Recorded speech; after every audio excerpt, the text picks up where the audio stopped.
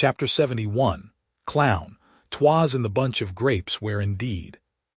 You have a delight to sit, have you not? Froth. I have so, because it is an open room and good for winter. Clo. Why, very well then, I hope here be truths. Measure for measure. 5 days after the death of Raffles, Mr. Bambridge was standing at his leisure under the large archway leading into the yard of the Green Dragon. He was not fond of solitary contemplation, but he had only just come out of the house, and any human figure standing at ease under the archway in the early afternoon was as certain to attract companionship as a pigeon which has found something worth pecking at. In this case there was no material object to feed upon, but the eye of reason saw a probability of mental sustenance in the shape of gossip. Mr. Hopkins, the meek-mannered draper opposite, was the first to act on this inward vision, being the more ambitious of a little masculine talk because his customers were chiefly women. Mr. Bambridge was rather curt to the draper, feeling that Hopkins was of course glad to talk to him, but that he was not going to waste much of his talk on Hopkins. Soon, however, there was a small cluster of more important listeners who were either deposited from the passers-by, or had sauntered to the spot expressly to see if there were anything going on at the Green Dragon, and Mr. Bambridge was finding it worth his while to say many impressive things about the fine studs he had been seeing, and the purchases he had made on a journey in the north from which he had just returned. Gentlemen present were assured that when they could show him anything to cut out a blood mare, a bay rising 4, which was to be seen at Doncaster if they chose to go and look at it, Mr. Bambridge would gratify them by being shot from here to Hereford. Also, a pair of blacks which he was going to put into the break recalled vividly to his mind a pair which he had sold to Faulkner in 19 for 100 guineas, and which Faulkner had sold for 162 months later, any gent who could disprove this statement being offered the privilege of calling Mr. Bambridge by a very ugly name until the exercise made his throat dry. When the discourse was at this point of animation, came up Mr. Frank Hawley.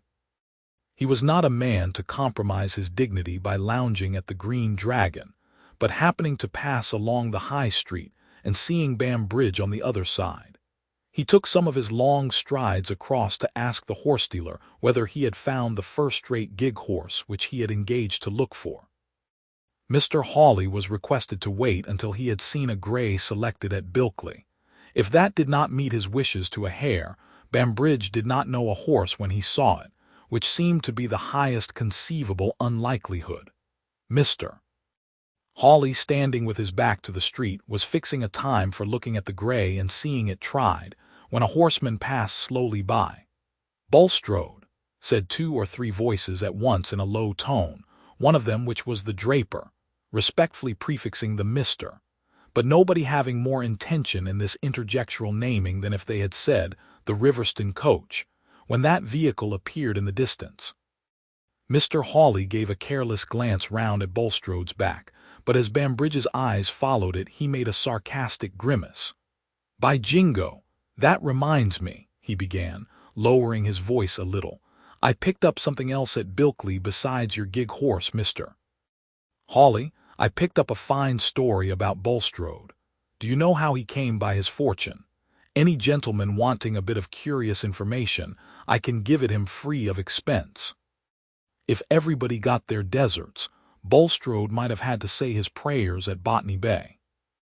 "What do you mean?" said Mr. Hawley, thrusting his hands into his pockets and pushing a little forward under the archway. If Bulstrode should turn out to be a rascal, Frank Hawley had a prophetic soul. "I had it from a party who was an old chum of Bulstrode's. I'll tell you where I first picked him up," said Bambridge, with a sudden gesture of his forefinger. "He was at Larcher's sale, but I knew nothing of him then. He slipped through my fingers, was after Bulstrode, no doubt. He tells me he can tap Bulstrode to any amount, knows all his secrets. However, he blabbed to me at Bilkley. He takes a stiff glass. Damn if I think he meant to turn King's evidence. But he's that sort of bragging fellow, the bragging runs over hedge and ditch with him, till he'd brag of a spavin as if you'd fetch money. A man should know when to pull up. Mr. Bambridge made this remark with an air of disgust, satisfied that his own bragging showed a fine sense of the marketable. "What's the man's name? Where can he be found?" said Mr. Hawley. "As to where he is to be found, I left him to it at the Saracen's Head, but his name is Raffles." "Raffles!" exclaimed Mr. Hopkins. "I furnished his funeral yesterday. He was buried at Lowick. Mr. Bulstrode followed him." A very decent funeral. There was a strong sensation among the listeners. Mr. Bambridge gave an ejaculation in which brimstone was the mildest word, and Mr. Hawley, knitting his brows and bending his head forward, exclaimed, "What? Where did the man die?" "At Stone Court," said the draper. "The housekeeper said he was a relation of the master's. He came there ill on Friday." "Why, it was on Wednesday I took a glass with him," interposed Bambridge. "Did any doctor attend him?" said Mr. Hawley. "Yes, Mr. Lydgate, Mr. Bulstrode sat up with him one night. He died the third morning." "Go on, Bambridge," said Mr. Hawley insistently. "What did this fellow say about Bulstrode?" The group had already become larger, the town clerk's presence being a guarantee that something worth listening to was going on there. And Mr. Bambridge delivered his narrative in the hearing of 7. It was mainly what we know, including the fact about Will Ladislaw, with some local color and circumstance added. It was what Bulstrode had dreaded the betrayal of, and hoped to have buried forever with the corpse of Raffles. It was that haunting ghost of his earlier life which, as he rode past the archway of the Green Dragon, he was trusting that Providence had delivered him from. Yes, Providence. He had not confessed to himself yet that he had done anything in the way of contrivance to this end. He had accepted what seemed to have been offered. It was impossible to prove that he had done anything which hastened the departure of that man's soul. But this gossip about Bulstrode spread through Middlemarch like the smell of fire. Mr. Frank Hawley followed up his information by sending a clerk whom he could trust to Stone Court on a pretext of inquiring about Hay, but really to gather all that could be learned about Raffles and his illness from Mrs. Abel. In this way it came to his knowledge that Mr. Garth had carried the man to Stone Court in his gig, and Mr. Hawley in consequence took an opportunity of seeing Caleb, calling at his office to ask whether he had time to undertake an arbitration if it were required, and then asking him incidentally about Raffles. Caleb was betrayed into no word injurious to Bulstrode beyond the fact which he was forced to admit, that he had given up acting for him within the last week. Mr. Hawley drew his inferences, and feeling convinced that Raffles had told his story to Garth, and that Garth had given up Bulstrode's affairs in consequence, said so a few hours later to Mr. Toller. The statement was passed on until it had quite lost the stamp of an inference, and was taken as information coming straight from Garth, so that even a diligent historian might have concluded Caleb to be the chief publisher of Bulstrode's misdemeanors. Mr. Hawley was not slow to perceive that there was no handle for the law either in the revelations made by Raffles or in the circumstances of his death. He had himself ridden to Lowick village that he might look at the register and talk over the whole matter with Mr. Fairbrother, who was not more surprised than the lawyer that an ugly secret should have come to light about Bulstrode, though he had always had justice enough in him to hinder his antipathy from turning into conclusions. But while they were talking, another combination was silently going forward in Mr. Fairbrother's mind, which foreshadowed what was soon to be loudly spoken of in Middlemarch as a necessary putting of 2 and 2 together. With the reasons which kept Bulstrode in dread of Raffles, there flashed the thought that the dread might have something to do with his munificence towards his medical man. And though he resisted the suggestion that it had been consciously accepted in any way as a bribe, he had a foreboding that this complication of things might be of malignant effect on Lydgate's reputation. He perceived that Mr. Hawley knew nothing at present of the sudden relief from debt, and he himself was careful to glide away from all approaches towards the subject. "Well," he said, with a deep breath, wanting to wind up the illimitable discussion of what might have been, though nothing could be legally proven, "it is a strange story. So our mercurial Ladislaw has a queer genealogy. A high-spirited young lady and a musical Polish patriot made a likely enough stock for him to spring from, but I should never have suspected a grafting of the Jew pawnbroker. However, there's no knowing what a mixture will turn out beforehand. Some sorts of dirt serve to clarify." "It's just what I should have expected," said Mr. Hawley, mounting his horse. "Any cursed alien blood, Jew, Corsican, or gypsy. I know he's one of your black sheep, Hawley, but he is really a disinterested, unworldly fellow," said Mr. Fairbrother, smiling. Aye, that is your Whiggish twist," said Mr. Hawley, who had been in the habit of saying apologetically that Fairbrother was such a damned, pleasant, good-hearted fellow you would mistake him for a Tory. Mr. Hawley rode home without thinking of Lydgate's attendance on Raffles in any other light than as a piece of evidence on the side of Bulstrode. But the news that Lydgate had all at once become able not only to get rid of the execution in his house, but to pay all his debts in Middlemarch was spreading fast, gathering round it conjectures and comments which gave it new body and impetus, and soon filling the ears of other persons besides Mr. Hawley, who were not slow to see a significant relation between this sudden command of money and Bulstrode's desire to stifle the scandal of Raffles. That the money came from Bulstrode would infallibly have been guessed even if there had been no direct evidence of it, for it had beforehand entered into the gossip about Lydgate's affairs that neither his father-in-law nor his own family would do anything for him, and direct evidence was furnished not only by a clerk at the bank, but by innocent Mrs. Bulstrode herself, who mentioned the loan to Mrs. Plymdale, who mentioned it to her daughter-in-law of the house of Toller, who mentioned it generally. The business was felt to be so public and important that it required dinners to feed it, and many invitations were just then issued and accepted on the strength of this scandal concerning Bulstrode and Lydgate.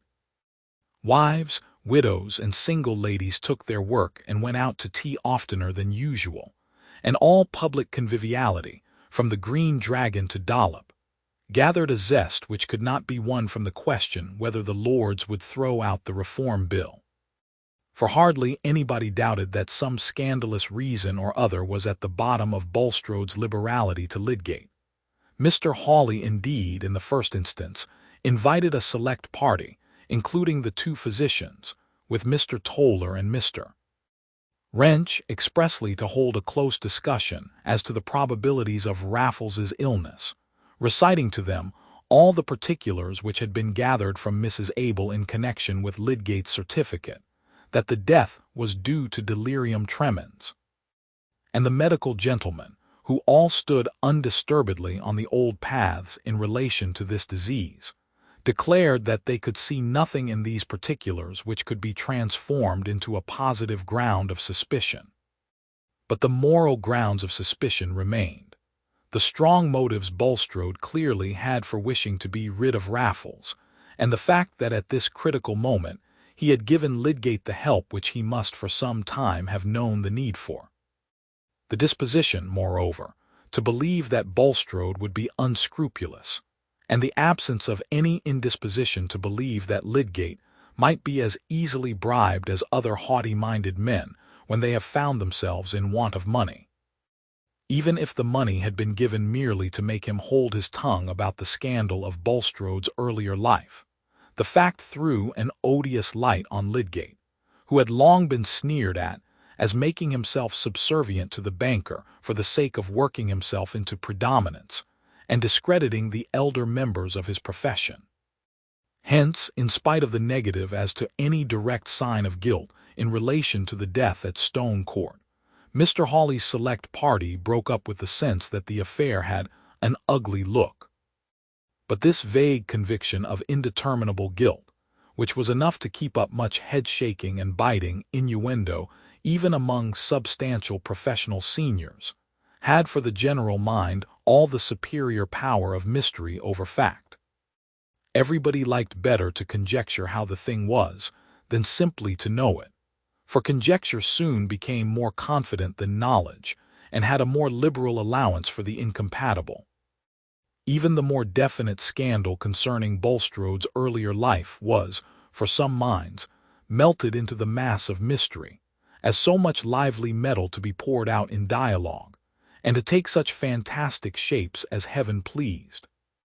This was the tone of thought chiefly sanctioned by Mrs. Dollop, the spirited landlady of the Tankard in Slaughter Lane, who had often to resist the shallow pragmatism of customers, disposed to think that their reports from the outer world were of equal force with what had come up in her mind. How it had been brought to her she didn't know, but it was there before her as if it had been scored with the chalk on the chimney-board.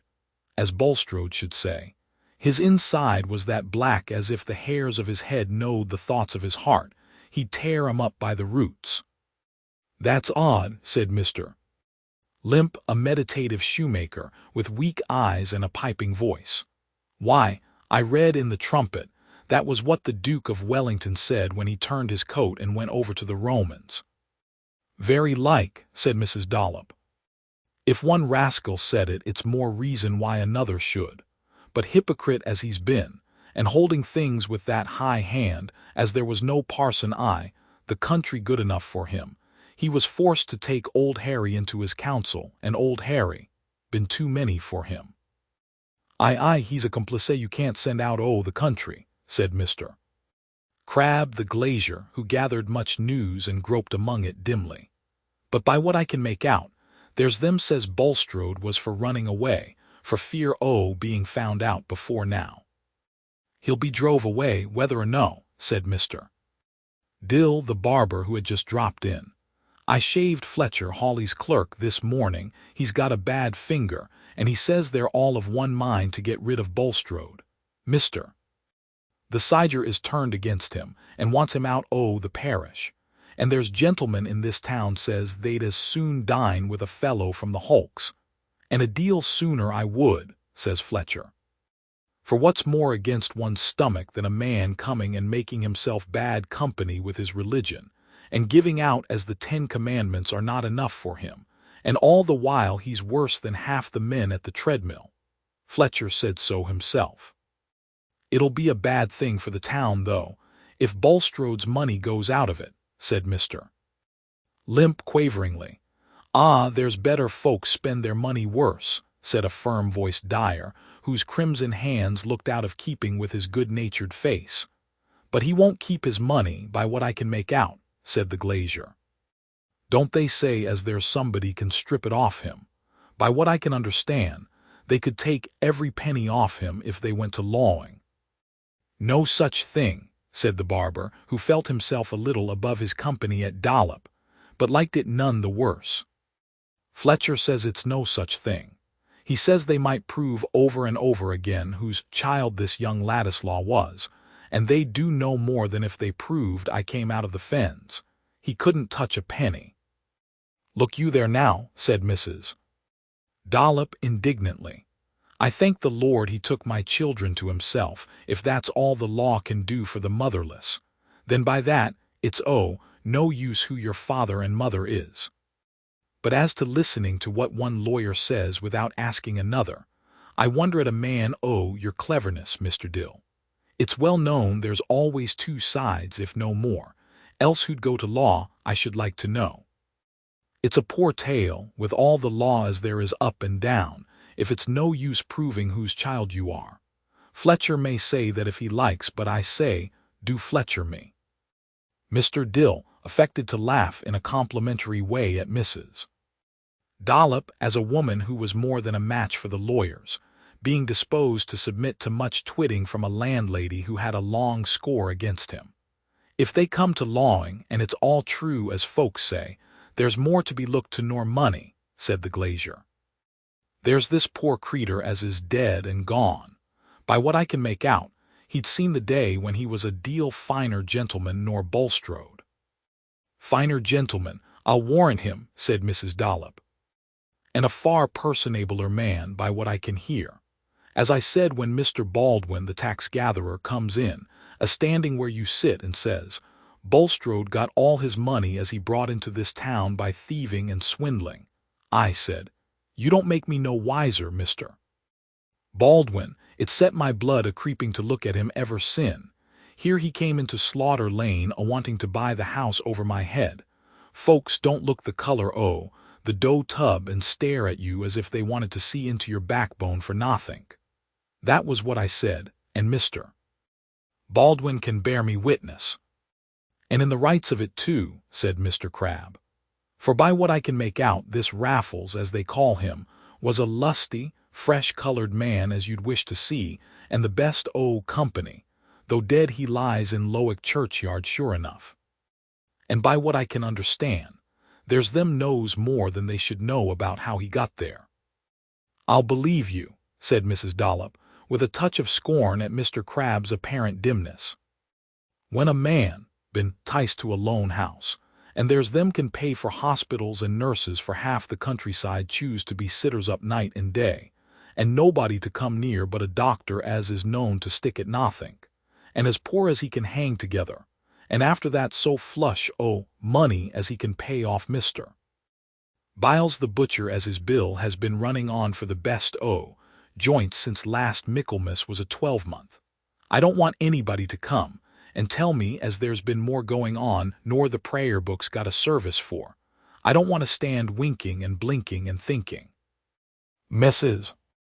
Dollop looked round with the air of a landlady accustomed to dominate her company. There was a chorus of adhesion from the more courageous, but Mr. Limp, after taking a draught, placed his flat hands together and pressed them hard between his knees, looking down at them with blear-eyed contemplation, as if the scorching power of Mrs. Dollop's speech had quite dried up and nullified his wits until they could be brought round again by further moisture. Why shouldn't they dig the man up and have the crowner, said the dyer. It's been done many and many's the time. If there's been foul play they might find it out. Not they, Mr. Jonas, said Mrs. Dollop emphatically. I know what doctors are. They're a deal too cunning to be found out. And this Dr. Lydgate that's been for cutting up everybody before the breath was well out o' their body. It's plain enough what use he wanted to make o' looking into respectable people's insides. He knows drugs, you may be sure, as you can neither smell nor see, neither before they're swallowed nor after. Why, I've seen drops myself ordered by Dr. Gambit, as is our club doctor and a good character, and has brought more live children into the world nor ever another Middlemarch. I say I've seen drops myself as made no difference whether they was in the glass or out, and yet have griped you the next day. So I'll leave your own sense to judge. Don't tell me. All I say is, it's a mercy they didn't take this Dr. Lydgate on to our club. There's many a mother's child might root it.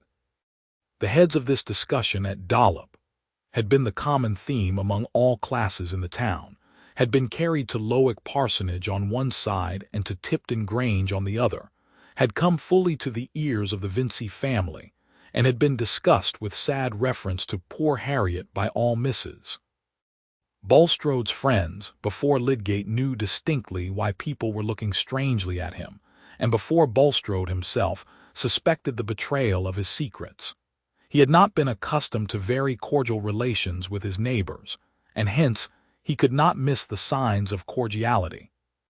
Moreover, he had been taking journeys on business of various kinds, having now made up his mind that he need not quit Middlemarch, and feeling able consequently to determine on matters which he had before left in suspense. We will make a journey to Cheltenham in the course of a month or two, he had said to his wife. There are great spiritual advantages to be had in that town along with the air and the waters, and 6 weeks there will be eminently refreshing to us. He really believed in the spiritual advantages, and meant that his life henceforth should be the more devoted because of those later sins which he represented to himself as hypothetic, praying hypothetically for their pardon, if I have herein transgressed. As to the hospital, he avoided saying anything further to Lydgate, fearing to manifest a too sudden change of plans immediately on the death of Raffles. In his secret soul he believed that Lydgate suspected his orders to have been intentionally disobeyed, and suspecting this, he must also suspect a motive. But nothing had been betrayed to him as to the history of Raffles, and Bulstrode was anxious not to do anything which would give emphasis to his undefined suspicions. As to any certainty that a particular method of treatment would either save or kill, Lydgate himself was constantly arguing against such dogmatism. He had no right to speak, and he had every motive for being silent. Hence Bulstrode felt himself providentially secured. The only incident he had strongly winced under had been an occasional encounter with Caleb Garth, who, however, had raised his hat with mild gravity. Meanwhile, on the part of the principal townsmen, a strong determination was growing against him. A meeting was to be held in the town hall on a sanitary question, which had risen into pressing importance by the occurrence of a cholera case in the town. Since the Act of Parliament, which had been hurriedly passed, authorizing assessments for sanitary measures, there had been a board for the superintendence of such measures appointed in Middlemarch, and much cleansing and preparation had been concurred in by Whigs and Tories. The question now was, whether a piece of ground outside the town should be secured as a burial ground by means of assessment or by private subscription. The meeting was to be open, and almost everybody of importance in the town was expected to be there. Mr. Bulstrode was a member of the board, and just before 12 o'clock he started from the bank with the intention of urging the plan of private subscription. Under the hesitation of his projects, he had for some time kept himself in the background, and he felt that he should this morning resume his old position as a man of action and influence in the public affairs of the town, where he expected to end his days. Among the various persons going in the same direction, he saw Lydgate. They joined, talked over the object of the meeting, and entered it together. It seemed that everybody of mark had been earlier than they. But there were still spaces left near the head of the large central table, and they made their way thither. Mr. Fairbrother sat opposite, not far from Mr. Hawley. All the medical men were there. Mr. the Siger was in the chair, and Mr. Brooke of Tipton was on his right hand. Lydgate noticed a peculiar interchange of glances when he and Bulstrode took their seats. After the business had been fully opened by the chairman, who pointed out the advantages of purchasing by subscription a piece of ground large enough to be ultimately used as a general cemetery, Mr. Bulstrode, whose rather high-pitched but subdued and fluent voice the town was used to at meetings of this sort, rose and asked leave to deliver his opinion. Lydgate could see again the peculiar interchange of glances before Mr. Hawley started up and said in his firm, resonant voice, "Mr. Chairman, I request that before anyone delivers his opinion on this point, I may be permitted to speak on a question of public feeling, which not only by myself, but by many gentlemen present, is regarded as preliminary." Mr. Hawley's mode of speech, even when public decorum repressed his awful language, was formidable in its curtness and self-possession. Mr. the Siger sanctioned the request, Mr. Bulstrode sat down, and Mr. Hawley continued. "In what I have to say, Mr. Chairman, I am not speaking simply on my own behalf. I am speaking with the concurrence and at the express request of no fewer than 8 of my fellow townsmen, who are immediately around us. It is our united sentiment that Mr. Bulstrode should be called upon, and I do now call upon him, to resign public positions which he holds not simply as a taxpayer, but as a gentleman among gentlemen. There are practices and there are acts which, owing to circumstances, the law cannot visit, though they may be worse than many things which are legally punishable. Honest men and gentlemen, if they don't want the company of people who perpetrate such acts, have got to defend themselves as they best can, and that is what I and the friends whom I may call my clients in this affair are determined to do. I don't say that Mr. Bulstrode has been guilty of shameful acts, but I call upon him either publicly to deny and confute the scandalous statements made against him by a man now dead, and who died in his house, the statement that he was for many years engaged in nefarious practices, and that he won his fortune by dishonest procedures, or else to withdraw from positions which could only have been allowed him as a gentleman among gentlemen. All eyes in the room were turned on Mr. Bulstrode, who, since the first mention of his name, had been going through a crisis of feeling almost too violent for his delicate frame to support.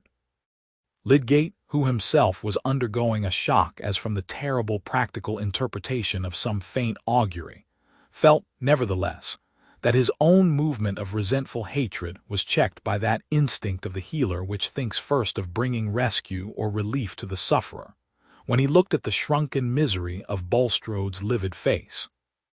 The quick vision that his life was after all a failure, that he was a dishonored man, and must quail before the glance of those towards whom he had habitually assumed the attitude of a reprover, that God had disowned him before men, and left him unscreened to the triumphant scorn of those who were glad to have their hatred justified.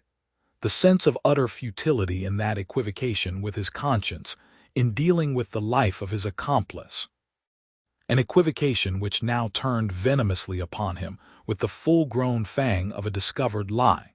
All this rushed through him like the agony of terror which fails to kill, and leaves the ears still open to the returning wave of execration. The sudden sense of exposure after the re-established sense of safety came, not to the coarse organization of a criminal, but to the susceptible nerve of a man, whose intensest being lay in such mastery and predominance as the conditions of his life had shaped for him. But in that intense being lay the strength of reaction. Through all his bodily infirmity there ran a tenacious nerve of ambitious self-preserving will, which had continually leaped out like a flame, scattering all doctrinal fears, and which, even while he sat an object of compassion for the merciful, was beginning to stir and glow under his ashy paleness. Before the last words were out of Mr. Hawley's mouth, Bulstrode felt that he should answer, and that his answer would be a retort.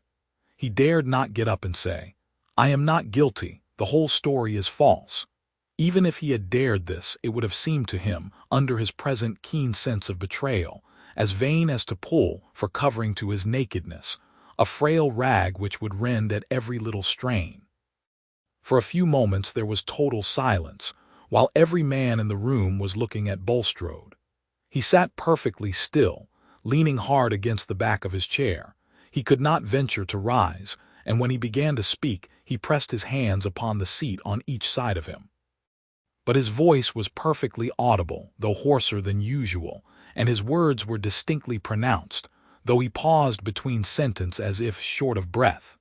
He said, turning first toward Mr. the Siger, and then looking at Mr. Hawley, "I protest before you, sir, as a Christian minister, against the sanction of proceedings towards me which are dictated by virulent hatred. Those who are hostile to me are glad to believe any libel uttered by a loose tongue against me, and their consciences become strict against me. Say that the evil speaking of which I am to be made the victim accuses me of malpractices." Here Bulstrode's voice rose and took on a more biting accent, till it seemed a low cry, "Who shall be my accuser? Not men whose own lives are unchristian, nay, scandalous, not men who themselves use low instruments to carry out their ends, whose profession is a tissue of chicanery, who have been spending their income on their own sensual enjoyments, while I have been devoting mine to advance the best objects with regard to this life and the next." After the word chicanery there was a growing noise, half of murmurs and half of hisses, while 4 persons started up at once, Mr. Hawley, Mr. Toller, Mr. Chichley, and Mr. Hackbutt, but Mr. Hawley's outburst was instantaneous and left the others behind in silence. "If you mean me, sir, I call you and everyone else to the inspection of my professional life. As to Christian or unchristian, I repudiate your canting, palavering Christianity. And as to the way in which I spend my income, It is not my principle to maintain thieves and cheat offspring of their due inheritance in order to support religion, and set myself up as a saintly killjoy. I affect no niceness of conscience. I have not found any nice standards necessary yet to measure your actions by, sir.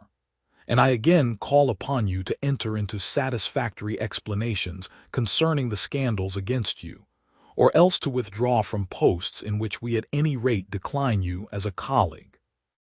I say, sir, we decline to cooperate with a man whose character is not cleared from infamous lights cast upon it, not only by reports but by recent actions.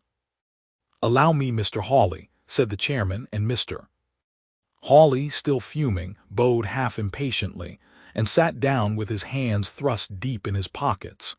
Mr. Bulstrode, it is not desirable, I think, to prolong the present discussion, said Mr. the Siger, turning to the pallid, trembling man.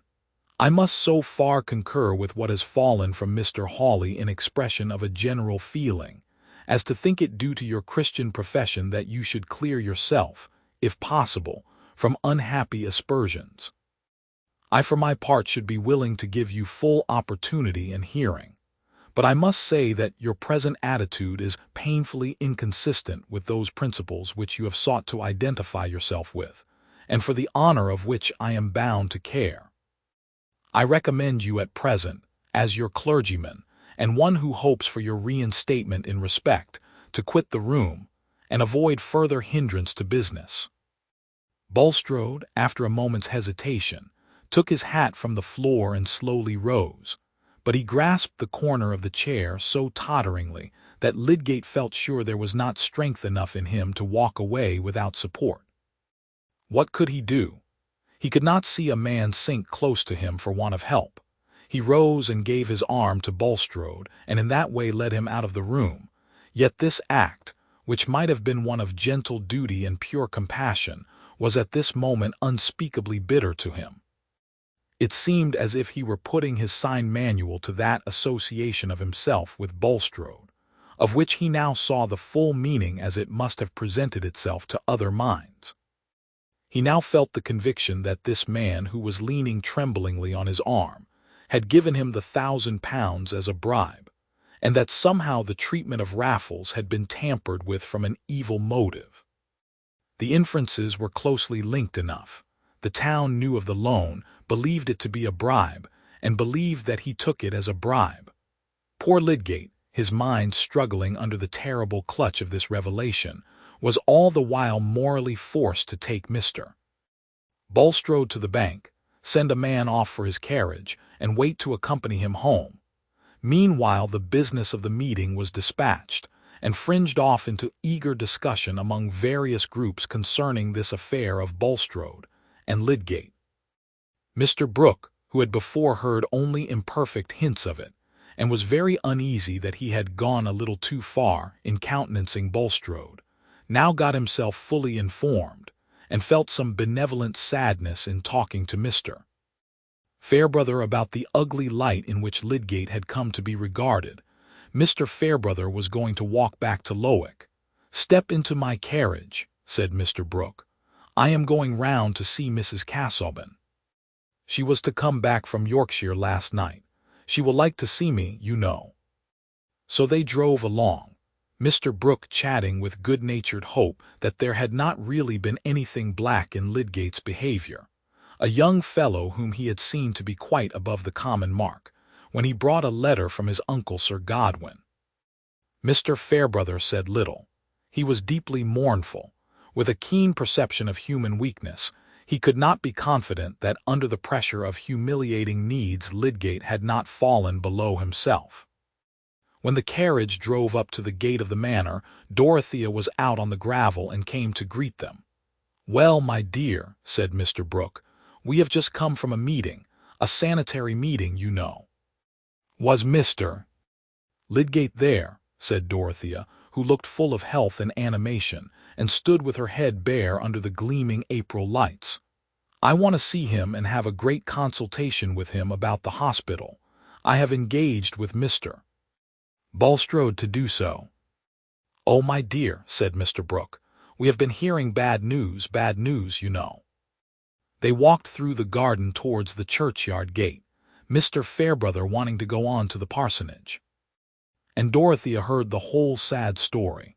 She listened with deep interest and begged to hear twice over the facts and impressions concerning Lydgate.